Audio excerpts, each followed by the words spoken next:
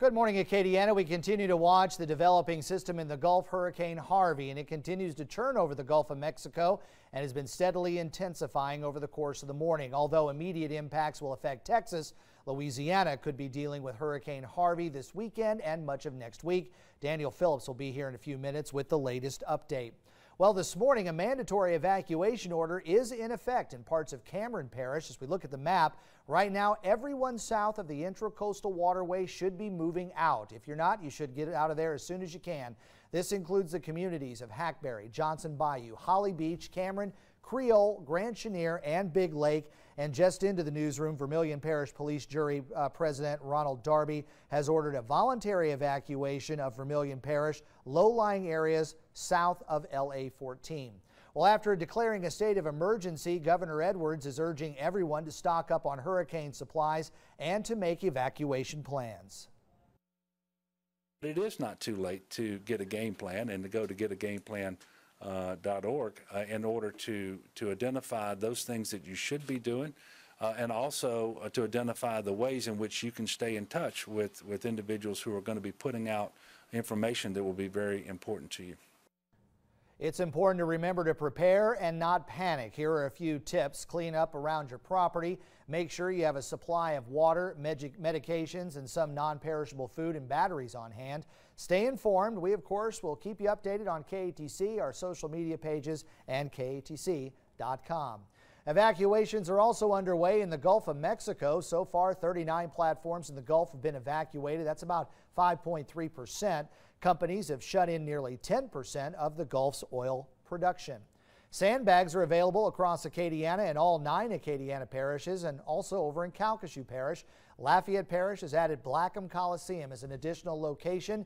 You do need to bring your own shovel, but crews will be on hand to help out. For a full list of specific locations and updates on Harvey, visit KATC.com. In Vermilion Parish, DOTD may need to close the pontoon bridge at Humble Canal along 3147. That's near Freshwater City, south of LA 82, if storm surge from Hurricane Harvey moves in. The bridge may be affected as early as Saturday morning, and if it's closed, water levels will be monitored and it will remain closed until waters recede. Coastal Texas is likely to see landfall over the weekend. This morning, Corpus Christi to Houston, people are stocking up on bottled water, sandbags, and other hurricane supplies. Some are even evacuating their homes, not taking any chances before the storm. Well, right now, Daniel Phillips is in the Storm Team 3 Weather Lab. He's got the latest on that 10 o'clock update. Yeah, Dave, thanks. The 10 o'clock advisory with some very interesting updates and developments and starting to give an idea of where we think the National Hurricane Center is thinking with this storm. It's going to kind of put weight behind some of the different scenarios that we've been talking about. Here's a look at Harvey right now, absolute monster of a storm. And we've seen it change itself over and over again, and we've seen it do it a lot, all the way from when I came in at 3:30 earlier on this morning until now. Continues to change, continues to intensify, and the problem with that forecast is that continues to make it very hard to figure out how that's going to impact us. But we do have a couple of ideas, and right now I'd say we've got it down to about 2 different scenarios that are possible. We'll talk a little bit about which ones are more likely, and you'll see that with the track. I'll show you guys here in just a little bit. Right now it looks like it's trying to replace its eye wall once again. We've seen it cycle through over and over and over again, each time getting just a little bit stronger. Now millibars down into the 940s range. It's dropped over 20 millibars since we came in. Rapid intensification is considered 42 millibar drop within a 24-hour period. We did half of that in 3 hours. So that's a lot of terminology being thrown at you, but what it all means is that Harvey continues to intensify very quickly. It is a continuously updating storm. I'm going to run through some different model solutions, and this gives you an idea. It kind of puts you in the forecaster's shoes. You can get a good perspective of exactly what we look at when Rob and I are sitting back behind the desk. We're trying to figure it out. We'll go through things like the European model. This is a very good model, very, very reliable. Brings Hurricane Harvey up on shore just northwards of Corpus Christi. I think everyone in agreement with that at this point. It stalls Harvey, sits there. It churns over and over and over again. Again, this part of the forecast everyone is almost certainly in agreement with. You've got a lot of very dangerous rainfall on the way through central parts of Texas. It's going to go from Houston down to Corpus Christi. Galveston is included with this, Austin, San Antonio, And those showers are even going to stretch out into Cameron Parish, Calcasieu Parish, and eventually even onwards over towards Acadiana as well. Where the forecast starts to differ, though, and where it becomes very interesting and well worth watching, is what happens after it starts to move again.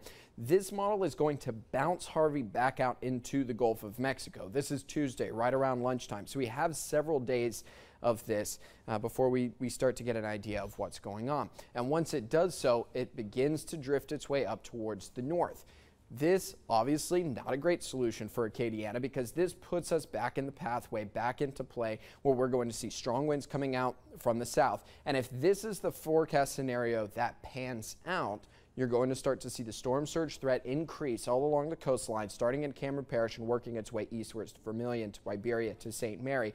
Wind threat is going to start to become greater, but the one thing that we've been talking about all week long has been the rainfall. We've been gearing up for a big rain event. If this pans out, then the rainfall may not be as great as what we were originally thinking. It will still be wet, and we're still going to be on that 7 to 10 inch magnitude, but you could see it spike up to 8 to 12 if this other scenario pans out. I'll show you in just a moment, but to give you an idea of what that will do to the rain totals, and again, if this is the scenario that happens, rain is just going to be a small part of this. We'll talk impacts here towards the end of the hit, but if this is the situation that pans out, 20 to 30 inches worth of rainfall all across central parts of Texas. That is almost not quite a certainty, because nothing in weather is ever a certainty, but there's a lot of agreement that that is going to pan out. That's very serious flooding on top of a very serious storm surge out over towards Corpus Christi, South Padre Islands, expecting a 12-foot storm surge as we go here through the rest of the day today. So this is one solution, and I think that that solution has a lot of merit. This is the next one. This is the GFS. Let's run this up into Monday, and what you notice is that a little bit quicker moving, doesn't stall quite as long out in Texas, which would certainly be good news for them. It starts to fizzle a little bit. And if that's the case, then it's going to take all of that water and fling it across the Gulf Coast. We will be hatched in for a lot more rain if that is what ends up panning out. And then we're going to start to see our rain total spike just a little bit. What is worth noting, however, is that when I came in this morning, we get GFS updates. They come in every 6 hours. When I came in this morning, it was right at the tail end of that previous update before we'd gotten the new information. And the new information came in. That's what you're looking at now. That came in midway through the show. But what it told me is that this is starting to come on board more so with the European solution than the European solution has back to over towards the GFS, because that first model has stayed consistent day in and day out over and over again all week long. And what we look for when we do a forecast is we look for consistency, and we look for consistency, and we look for consensus. So when these two models start coming together, typically a sign that it's onto something. But if this is the scenario that pans out, what that means is we're still going to get impacted from it. It's just going to be more of a rain event. Then you're starting to talk about an order of magnitude 8 to 12 inches worth of rain. Your hot spots are going to be higher, especially out over towards Lake Charles and Cameron. You still have all the rainfall out in Texas. At this point, seems no way around that. So that brings us now to the National Hurricane Center track and what it tells us with their 10 o'clock update. Still expected to make landfall just northwards of Corpus Christi. That is as a Category 3 storm. And I do want to emphasize, intensity forecasting with this storm has been a problem because it has changed so quickly. It's sitting just a sneeze away from Category 3, which is technically 111 miles an hour, but it's very close. The pressure certainly indicating that it's strong enough to do it. 947 millibars is a very, very strong hurricane. So do not get caught up in the categories at this point. A strong 2, weak 3. Essentially, right now you're talking a difference of 1 mile per hour winds. The storm surge threat is still going to be very great. What is the most interesting about this scenario is now the National Hurricane Center starting to give weight to that European solution, that first solution that we talked about, where it bounces back out into the Gulf of Mexico and then up and around. This puts us in play for the possibility of a strong tropical storm, even into a weak hurricane, not going to be out of the question. Remember, intensity forecasting has been a major, major issue with this storm, and I expect that to continue to be the case even as it gets up into parts of Texas. So right now, winds are at 110 miles an hour, gusting up to 130, and it'll certainly weaken a little bit over Texas. even if it bounces back out, it's not going to quite have the stamina going that it does right now. It won't have the energy behind it, but this is good. This could be a very interesting scenario, and I think that we're going to be talking about Harvey all the way through the majority of the week next week. You're certainly going to hear about it over the weekend, and it is important that you stay on top of all of this and that you do keep up with all of the different changing forecasts, because as I mentioned, we gave you 2 scenarios today. It looks like maybe we're starting to get a better idea of what's going to happen, but each time those scenarios change and each time that storm changes, all of your impacts are going to change. And at the end of the day, this is what's the most important. So your storm surge impact, right now you're looking at tides running about 1 to 3 feet above normal. That's going to be the case all through Cameron Parish.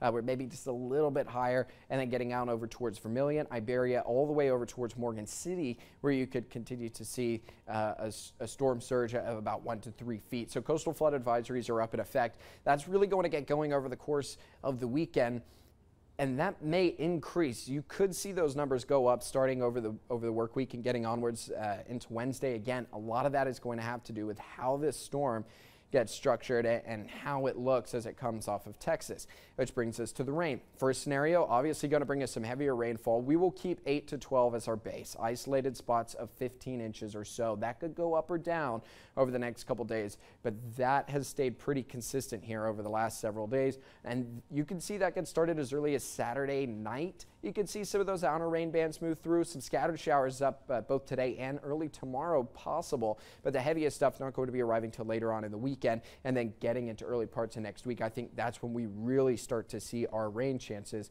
ramping up. The 2 different solutions have 2 different outcomes as far as the winds go. I think that we need to be prepared starting on Sunday all the way through into beginning parts of next week that you could be dealing with 30, 35 mile per hour gusts. You could see those squalls coming through, which bring a lot of rain and a lot of wind very quickly. And then if all of that pans out, and we do end up seeing some redevelopment in the Gulf of Mexico, we do see that storm come on shore close to the Sabine Pass, then you have to talk the possibility for both tropical storm winds and maybe even hurricane winds as well. We will have to wait and see. Remember, intensity has been very, very tough to pin down, and then that, of course, would start to impact your tornado threat. What's important to remember today is if you still have preparations that you want to make, if there's things that you want to get taken care of, and there's little things you can do, just something as easy as making sure that your grass is cut and the ditches are all weeded and there's not much debris out in your yard. You can take care of those things today and probably early tomorrow morning. I think today and tomorrow is going to be all right. You'll start to see the weather deteriorating starting at about Sunday and then continuing through into next week. The best thing to do, never panic, but you do want to be prepared, and you are going to want to stay on top of all of these forecasts as they change here over the next couple of days, because they certainly will. I'm going to get all of this written up, typed up. There's a long article on ktc.com right now, everything you need to know about Harvey. I will have that updated momentarily with all the latest information that has come in. We'll do a Facebook Live again, probably right around 1 o'clock with the next update. I'll put another long post up around that time. After that, Rob will be in. Rob will have all of your afternoon updates. So until then, this has been a Facebook Live. I'm meteorologist Daniel Phillips here in the Weather Lab.